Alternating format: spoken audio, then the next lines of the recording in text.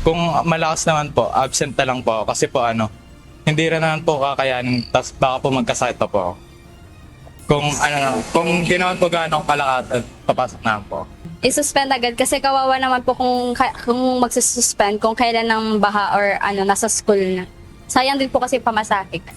Ganito ang karaniwang daing ng mga estudyante kapag naaantala ang pagsususpindi ng klase tuwing malakas ang ulan.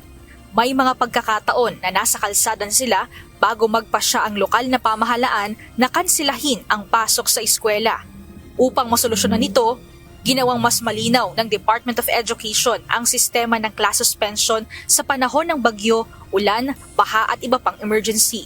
Sa ilalim ng DepEd Order No. 14 Series of 2024, hindi na lang simple ang desisyon na pagsuspindi ng klase. Ginawa na itong mas detalyado para maging angkop sa totoong sitwasyon sa bawat lugar. Ano nga ba ang bagong sistema na ipatutupad ng Department of Education?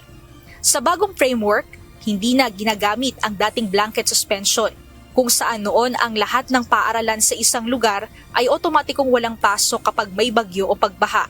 Sa halip, mas targeted na ang pagdedesisyon at tinitignan kung saan lang talaga apektado ng sitwasyon. Ano ang magiging sukatan sa pagsususpindi ng klase? May 4 na antas ng pagtugon o class conditions na siyang gagamitin bilang basehan ng mga paaralan at lokal na pamahalaan sa pagdedesisyon. Una, ang hayo o continue. Sa antas na ito, normal ang klase dahil walang malaking banta sa kaligtasan ng mga mag-aaral at guro.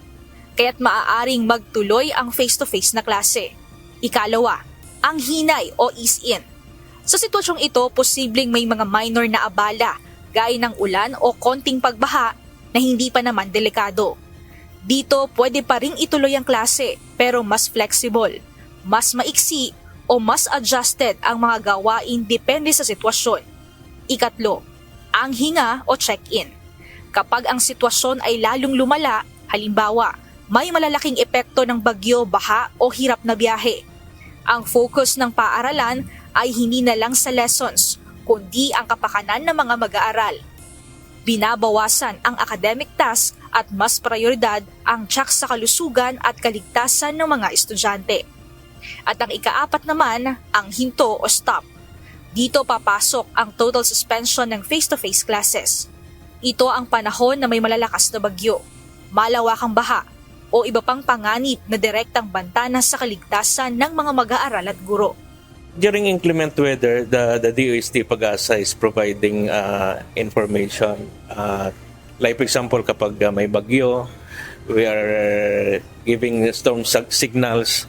And then kapag may mga malakas na pag-ulan, rainfall warning system. At ito'y binabasihan ng mga sectors like of course sa Department of Education in the suspension of classes.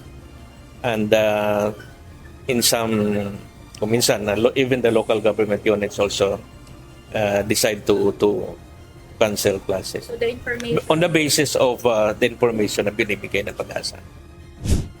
Ang mga weather information ay ginagamit na basihan na mula sa Pag-asa.